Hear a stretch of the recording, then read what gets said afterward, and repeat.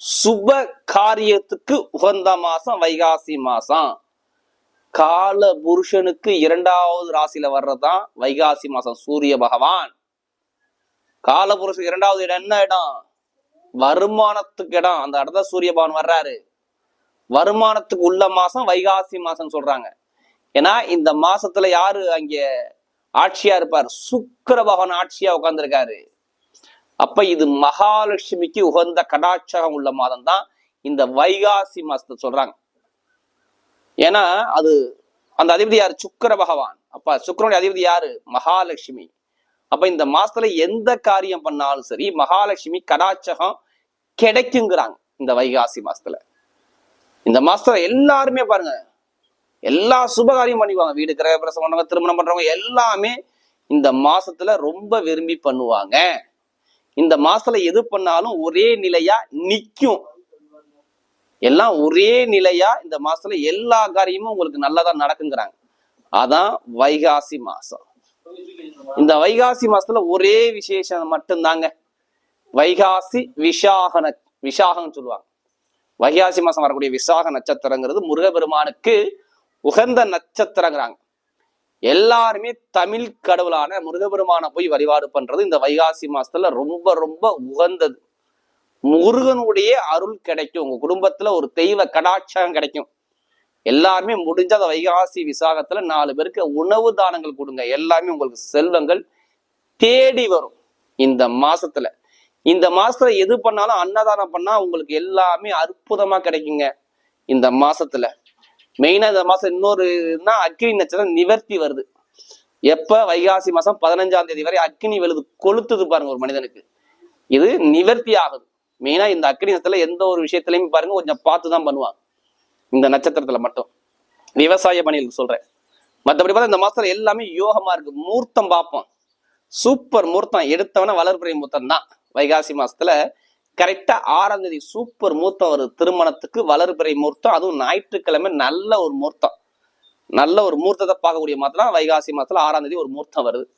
அடுத்து வைகாசி மாசம் 13ஆம் தேதியும் இதுவும் மூர்த்தம் தான். இதுவும் சூப்பர் மூர்த்தம். ஆனா தேய்பிறை மூர்த்தம் வைகாசி மாசத்துல. அடுத்து பார்த்தோன்னா வைகாசி மாசம் கரெக்டா 20ஆம் தேதி ஞாயிற்றுக்கிழமையும் மூர்த்தம் வருது பாருங்க. அதுவும் ஞாயிற்றுக்கிழமை தான். எல்லா மூர்த்தம் பாருங்க. வைகாசி மாதம் 20ஆம் தேதி ஒரு சூப்பர் மூர்த்தம் வருது. அடுத்து வைகாசி 27ஆம் தேதி இது வளர்பிறை மூர்த்தங்க. இது மெயினா வளர்பிறை மூர்த்தங்கிறது அதுவும் ஞாயிற்றுக்கிழமை தான் வருது. 2 4 மூர்த்தங்கள் பாருங்க. எல்லாமே சண்டே ஞாயிற்றுக்கிழமையிலே வருது பாருங்க. அதே மாதிரி பார்த்தோன்னா உங்களுக்கு 28ஆம் தேதி திங்கட்கிழமை ஒரு சுப மூர்த்தம் வருது. திங்கட்கிழமை அதுவும் ஒரு வளர்பிறை மூர்த்தமாக வருது. அடுத்து 30ஆம் தேதி புதன்கிழமையில ஒரு மூர்த்தம், கடைசி மூர்த்தம். இதுவும் நல்ல ஒரு அனுகூலம் உள்ள மூர்த்தம் தான். இதான் இந்த மாசத்துல ஒரு மூர்த்த காலங்கள். இந்த மூர்த்த காலத்துல எல்லா சுபகாரியம் பண்ணுங்க. வீட்டுல ஒரு சுபிச்சம் கிடைக்கும். இப்ப இந்த 12 ராசிக்காரர்களுக்கும் எது சம்பந்தமாக இந்த வைகாசி மாசம் ஒரு யோகமான நாளை பார்க்க போறோம் நம்ம பார்ப்போம். இப்ப வீடியோக்குள்ள அன்பார்ந்த மீன ராசி என்பது பொதுவாக மீன ராசி காலபுருஷனுடைய 12வது ராசி தாங்க இந்த மீன ராசி. மீனராசியை படுத்துட்டா பாருங்க. எதுலையுமே பாருங்க உங்களுடைய குணங்கள் எப்படி இருக்கும்? பயங்கரமாக யோசிப்பாங்க. பயங்கரமா திங்க் பண்ணக்கூடிய கூட மீனராசிக்கு அதிகமா இருக்கும். இது மோட்ச ராசி. மோட்ச ராசி யார்கிட்ட எப்படி பேசணும், யார்கிட்ட எப்படி பழங்கணும் சொல்லி பயங்கரமா அறிவாற்றல் கூடிய ராசி இந்த மீனராசி சொல்றாங்க. அது மட்டும் இல்லாம இந்த ராசி அதிபதி யார்? குரு. நல்ல ஒரு ஒழுக்கமான குணம் யார்கிட்ட இருக்கணும்? மீனராசி கிட்ட கண்டிப்பா இருக்கணும். எப்படி இருக்கணும்? ஒழுக்கமான குணங்கள் மீனராசி கிட்ட உண்டு. பிறந்த இடத்தை விட்டு வெளியில போறது, வெளியூர் போறது எல்லாமே பாருங்க இந்த மீனராசிக்காக கண்டிப்பா இருப்பாங்க.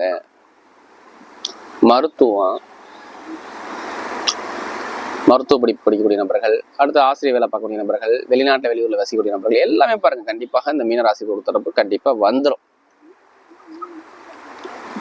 மீனராசியில பிறந்தா கண்டிப்பா இருப்பாங்க. எதுலையுமே விடாம முயற்சி பண்ணக்கூடிய குணமும் இந்த மீனராசி தான். விடாம முயற்சி பண்ணுவாங்க. எந்த வேலை இருந்தாலும் விடாம முயற்சி பண்ண நம்ம ஜெயிக்கணுங்கிற எண்ணங்கள் மீனராசிகிட்ட கண்டிப்பாக இருக்கும். அவர்களுடைய மீனராசி என்பவர்களுக்கு வரக்கூடிய வைகாசி மாத பலன் உங்களுக்கு எது மாதிரியான ஒரு யோகத்தை கொடுக்க போறார், இதை பத்தி தான் ஃபுல்லா நம்ம டீட்டெயிலா பார்க்க போறோம். இது எல்லாமே நான் ஒரு பொதுவான பலன் தான் கொண்டு போறேன்.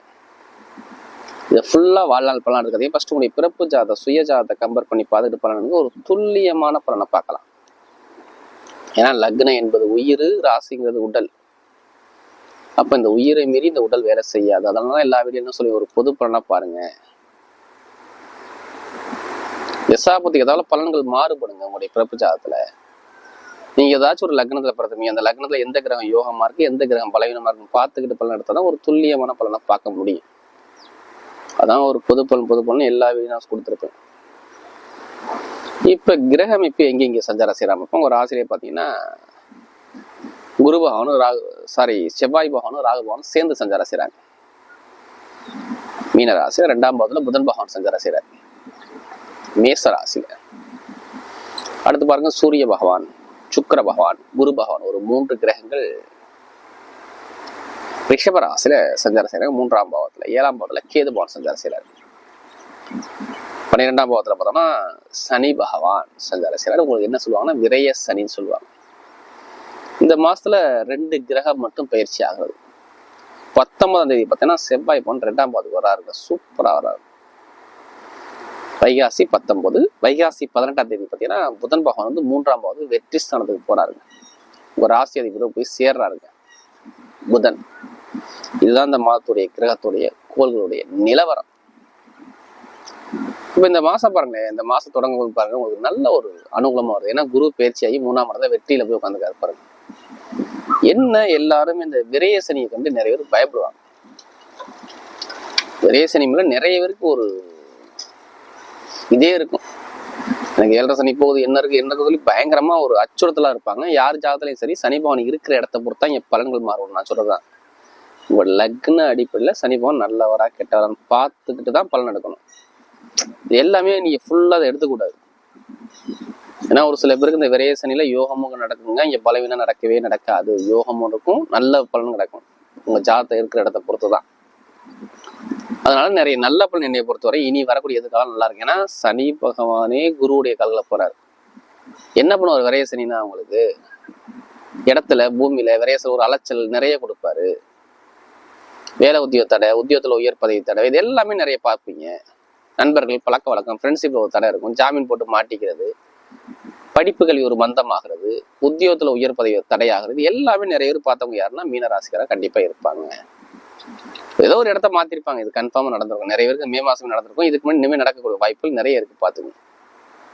இதுக்கு முன்னாடி சொல்றேன், இனிமேல் சொல்றேன். நல்ல ஒரு தடைகளை பார்ப்பாங்க மீனராசிக்காரர். ஒரு டைம் சரியாக இதுக்கு முன்னாடி அமையல, இனிமே குரு பகவான் நல்லா ஜாதகத்துல தான் இனிமே அமையும். ஏன்னா மீனராசிக்காரங்க நம்மளுடைய சேனலுக்கு நிறைய சப்ஸ்கிரைபர் நிறைய கொடுத்துருக்காங்க, எனக்கு நிறைய ஜாதகமும் கொடுத்துருக்காங்க. ஒரு சில பேர் திருக்கணிதங்களுடைய ஜாதகம் எழுதவும் கொடுத்துருக்காங்க. அனைவருக்குமே பொங்காலம்மன் சார்பாக ஒரு மனமார்ந்த நன்றியை தெரிவிச்சுக்கிறேன். ஏன்னா குரு அருளையே திரு அருளக்கூடிய நம்மளுடைய சேனலை பார்க்கணும்னா கண்டிப்பா உங்க துன்பங்கள் மறையணும். அதான் எங்களுடைய நோக்கமே. இப்ப பாருங்க மீனராசியை பொறுத்தவரை இனிமே நல்ல டைம் அமைச்சு கொடுக்குறாரு. இனிமே எல்லாம் எது எடுத்தாலும் சரி.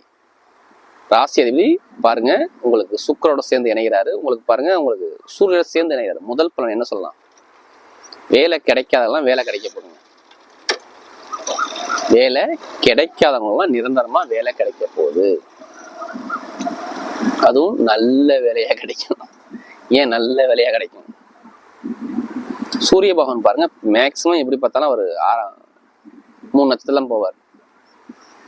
அதாவது ஃபர்ஸ்ட் கார்த்திகை நட்சத்திரம் சொந்த சாரத்துல போவார், சூப்பரா இருக்கும். அடுத்து ரோஹிணி 5ஆம் வீட்டு சாரத்துல போவார். அடுத்து மிருகசீரிடம் 2ஆம் வீட்டு பாக்கியாதி சாரத்துல போவார். அப்ப நிறைய பேருக்கு நிரந்தரமான வேலை, சூப்பரான வேலை வெளிநாட்டுல வெளியூர்ல கிடைக்க போகுது.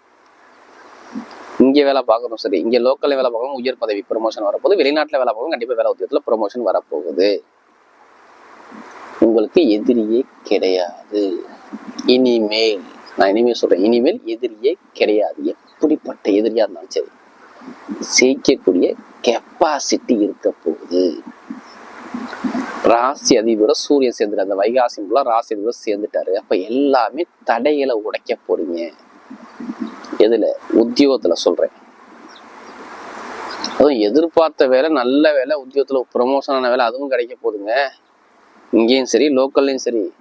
ஆனா கண்டிப்பா எப்படியாச்சும் ₹1 கடன் வச்சு அடைச்சு விடுவீங்க. இந்த மாசத்துல. ஏன்னு சொல்லுங்க?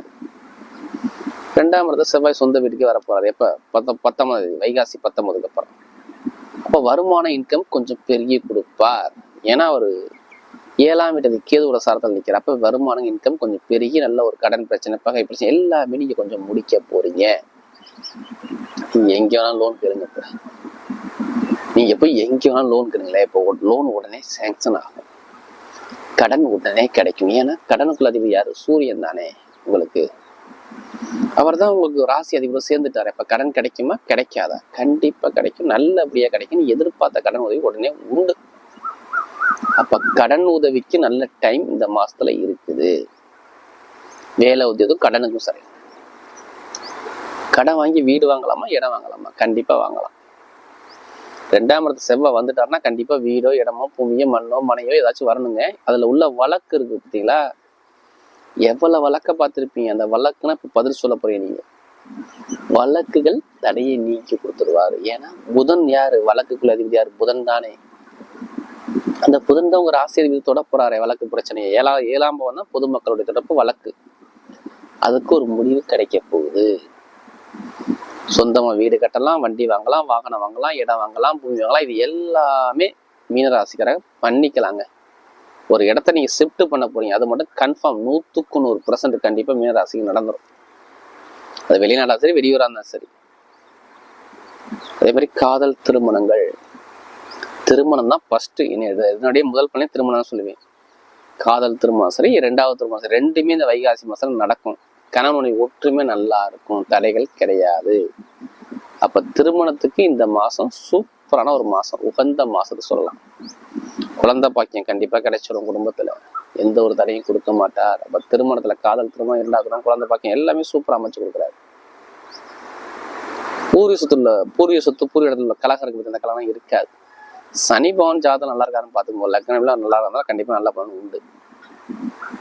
அதே மாதிரி பாருங்க, நிறைய பேருக்கு அரசியல் ஃபீல்டு சாதிக்கலாம், சாதனம் பண்ணலாம் அரசியல்ல.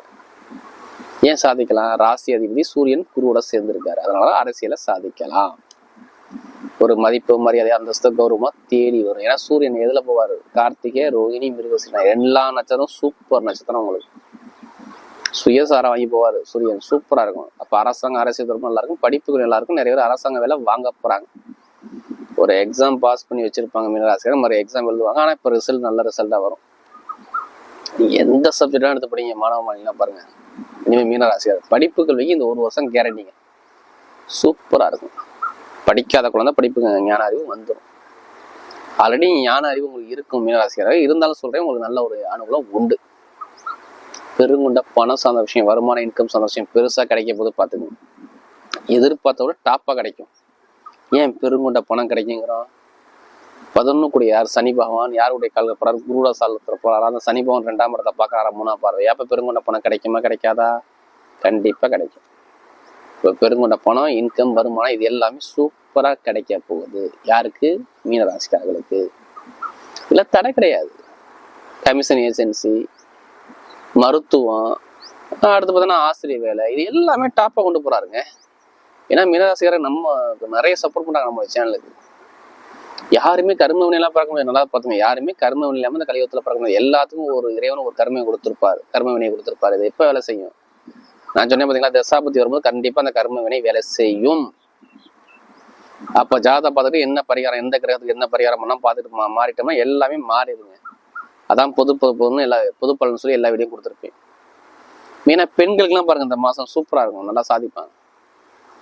ஏன்னா பெண் கிரகமான சுக்கிரனோட சேர்ந்து குரு இணைகிறாரா, அப்ப பெண்களுக்கு நல்லா இருக்கும். தொழில், வேலை, உத்தியோகம், இடமாட்டம், வெளிநாடு, வெளியூர் எல்லாமே சூப்பரா அமைச்சு கொடுத்துருவாரு. அப்ப இந்த டைம் சூப்பரா இருக்கு. இப்ப நம்ம நட்சத்திர பலன்கள் போகும். ஒரு முதல் நட்சத்திரம்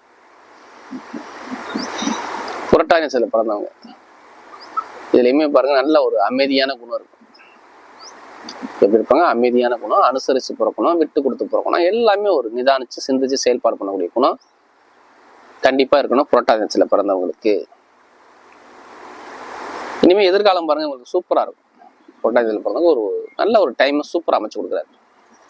ஏன்னா உங்களுடைய ராசி அதிபதியானவர் 3ஆம் இடத்துல இருந்து அவர் சூரியோட கால்களை போறதுனால உங்களுக்கு வேலை உத்தியோகத்துல உயர் பதவியும் ப்ரமோஷனும் நல்ல ஒரு மாற்றமும் கண்டிப்பா கிடைக்க போகுது. ஒரு இடத்த சேஞ்ச் பண்ண போறீங்க, நல்ல ஒரு மாற்றத்தை கொடுக்குறாரு. புரட்டாதி நட்சத்திரத்தில் பிறந்தவங்களுக்கு நல்ல ஒரு அனுகூலம் வருது. படிப்பு கல்வி சார்ந்த விஷயம், வெளிநாடு சார்ந்த விஷயம், வெளியூர் சார்ந்த விஷயம், இடம் சார்ந்த விஷயம், பூமி சார்ந்த விஷயம் எல்லாமே சூப்பராக அமைச்சு கொடுக்குறாரு. நண்பர்கள், பழக்க வழக்கம், இது எல்லாமே சூப்பரா இருக்கு. எந்த ஒரு தடையுமே இனிமே கிடையாது. புரட்டாதி பிறந்ததுக்கு ஒரு பொன்னான நேரம் வருது. உத்திரட்டாதி நட்சத்திரத்தில் பிறந்தவங்க தைரியமான குணம் இருக்கும். ஏன்னா நிறைய பேர் இந்த 7.5 சனி நிறைய பேருக்கு ஒரு இடமாற்றம், விரைய செலவு, குடும்பத்துல ஒரு பகை, தடை எல்லாமே கொடுத்தாரு. இனிமே கொடுக்க மாட்டார். வெளிநாடு, வெளியுறவகம் நிறைய பேர் கண்டிப்பா இருக்கும். வீடு கட்டுறது, வண்டி வாங்குறது, வாகனம் வாங்குறது எல்லாமே சூப்பரா அமைச்சு கொடுக்குறாரு. உத்திரட்டாதியில பிறந்தவங்களுக்கு இனிமே டைமிங் சூப்பரா இருக்கும். குரு சனி ஜாதகத்துல நல்லா இருக்கும். படிப்பு கல்வி, அரசாங்க சம்பந்தப்பட்ட தொடர்பு, அரசு மூலம் உள்ள அனுகூலம், தங்கம், பொன், பொருள், நகை ஏதாச்சும் எடுக்கிறது பண்றது, வீட்டுல ஒரு வீடு கிரகம் பண்றது, சுபகாரியம் பண்றது எல்லாமே தேடி வருது. யாருக்கு? உத்திரட்டாதி நட்சத்திரத்துல பிறந்தவருக்கு ஒரு டைமிங் சூப்பரா இருக்கு. பெருங்கொண்ட பணமோ, லாபமோ, வருமானம் எல்லாமே தேடி வருது பாருங்க. இனிமே எந்த ஒரு முயற்சி எடுத்தாலும் உங்க பக்கம் வெற்றிகள் உண்டு. உத்திரட்டாதி நட்சத்திரத்துல பிறந்தவருக்கு உலகை ஆளக்கூடிய திறமை கண்டிப்பா வரும். கொஞ்சம் நண்பர்கள், பழக்க வழக்கம், ஃப்ரெண்ட்ஷிப் இது மட்டும் கொஞ்சம் பார்த்து போங்க. எதுலையுமே ஜாமீன் போடாதீங்க, கொஞ்சம் தவிர்த்துருங்க. அதபடி தொழிலோ இது எல்லாமே சூப்பரா அமைச்சு கொடுக்குறாரு. அடுத்து ரேவதி நட்சத்திரத்துல பிறந்தவங்க பயங்கரமா புத்திசாலி குணம் இருக்குங்க. ரேவதியில பிறந்துட்டாவே எல்லா விஷயத்தையும் சரி, அறிவை வச்சு நல்லா பிழைக்கக்கூடிய குணம், அனுசரிச்சு போறக்கூடிய குணம், யாருக்கிட்ட எப்படி பேசணும், யாருக்கிட்ட எப்படி பண்ணணும்னு சொல்லி பயங்கரமா திங்க் பண்ணுவாங்க. ஏன்னா புதன் தானே, சாணக்கிய குணம் பயங்கரமா இருக்கும். இவர் யார்ட்டையும் அடாவடியா பேச மாட்டார், அறிவை வச்சு அடிப்பார். பயங்கரமா மைண்டு பயங்கரமா ஃப்ரெஷ்ஷா வேலை செய்யும், பயங்கரமா சிந்திப்பாரு. அறிவுத்திறன், அனுசரிச்சு போற குணம் எல்லாமே பயங்கரமா இருக்கும். இவருக்கு நடக்கக்கூடிய காலகட்டம் எல்லாமே பாருங்க இனிமே சூப்பரா அமைச்சு கொடுக்குறாரு. புதன்னாவே பாருங்க இனிமே புத்திக்காரன் 2ஆம் இடத்துல நீசமா இருந்தார் புதன். நிறைய பேருக்கு நிறைய மருத்துவ செலவு, நிறைய விரைய செலவு கொடுத்துட்டாரு. கண்டிப்பா ரேவதியில பிறந்தவங்க குடும்பத்துல நிறைய செலவை பார்த்துட்டாங்க. குடும்பத்துல நிறைய ஒரு பகை, தடை இது எல்லாமே நிறைய பார்த்துட்டாங்க. வண்டி வாகன செலவு, குடும்பத்துல கணவன் மனைவி செலவு, ஒரு விரைய செலவு, குடும்பத்துல ஒரு நிம்மதி இல்லாதன்மை, இது எல்லாமே பார்த்தவங்க யாருன்னா ரேவதி நட்சத்திரத்துல பிறந்தவங்க தான். இனிமே பாருங்க அவர் நீசத்துல இருந்து வெளில வந்துட்டாரா, இனிமே சூப்பரா இருக்கும். அவருடைய ராசி அதிபர் சேர போறாரா, அப்ப திருமண வாழ்க்கை சூப்பரா இருக்கும். திருமணத்துல எந்த ஒரு தடைகள் இருக்காது. நண்பர்கள், பழக்க வழக்கம், ஃப்ரெண்ட்ஷிப்பு, ஒரு கூட்டு தொழில் இது எல்லாமே சூப்பரா இருக்கும். ஷேர் மார்க்கெட்டிங் எல்லாமே நல்லா இருக்கும். கமிஷன் ஏஜென்சி எல்லாமே நல்ல ஒரு மாற்றத்தை அழகா